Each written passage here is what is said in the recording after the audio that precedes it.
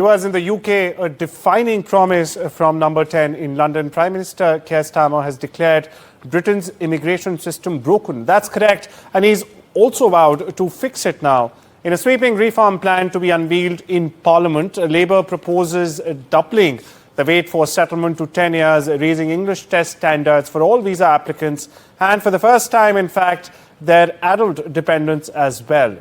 Fast-track path will remain open, but only for critical roles like nurses, artificial intelligence experts and engineers.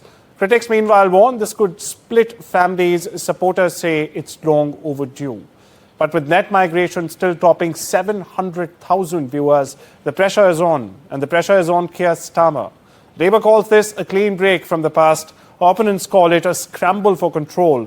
As the immigration white paper nears release, the one thing is but certain: Britain's migration debate is far from settled. And for more on this story, Sanam Arora, the founder and chairperson of the National Indian Students and Alumni Union, joins us straight from Ground Zero in London. Thank you so much for taking out the time, Sanam, and I hope you're able to hear us well now. I can, thank you. Hi. Sanam, my first question to you: does increasing the settlement wait time from 5 to 10 years also risk discouraging skilled migrants from choosing the UK as a place to settle and work? I think overall, yes. Any change to the existing, any change that makes things harder is, of course, going to set a precedence that things are not as easy as they used to be. And therefore, those who are the best and the brightest talent will think about what is the best offer to me on the whole. And so certainly that doubling of indefinite leave status will impact many, especially from India. But I do think that overall, in the long scheme of things, it's not necessarily a bad thing. It definitely, however, will deter those who are only coming from an idea of settlement. It'll deter those, which I think is the impact the government wants to have. Stay with me, Sanam. I'll, in fact, take our viewers to Starmer's bite and what he said before I come to you for the next question. Here it goes.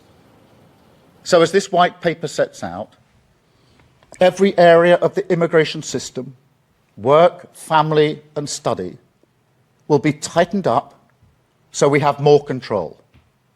Skill requirements raised to degree level. English language requirements across all routes, including for dependents. The time it takes to acquire settled status extended from 5 years to 10. And enforcement tougher than ever, because fair rules must be followed. Now, make no mistake, this plan means migration will fall. That's a promise.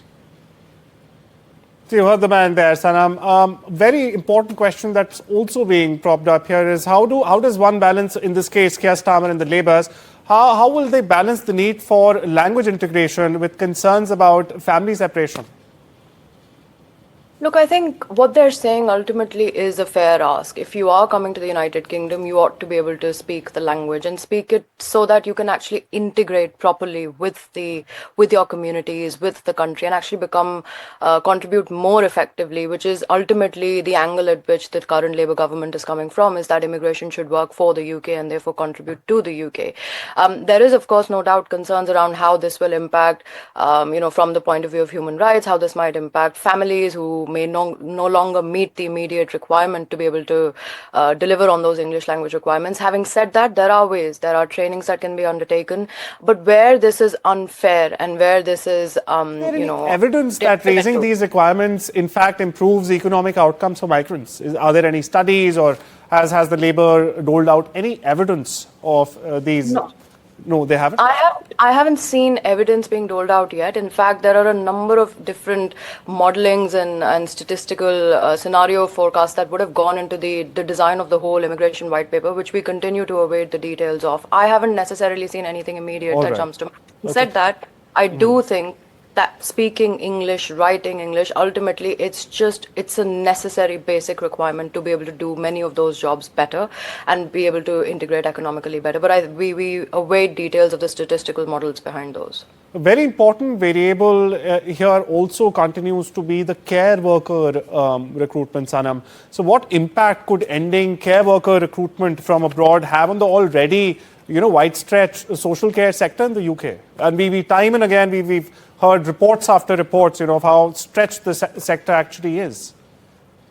I think this is one where the impact is going to be quite significant, quite immediate, and quite worrying, in fact, from the point of view of how will we ensure that the care sector, which, as you correctly said, is already quite overburdened, how are we going to now ensure that from within the current pool of labor that's available, how do we get that right amount and the right quality of skilled labor available to be able to do those very, very technically skilled but also emotionally compassionate jobs, which not everyone has. So that is something that, we remain to see. The government's of the view that of the current pool that's available in the UK, that with the appropriate training, the right number can be determined. But I think all sector stakeholders, particularly from the nursing side and on the overall care economy side, have raised massive concerns around this.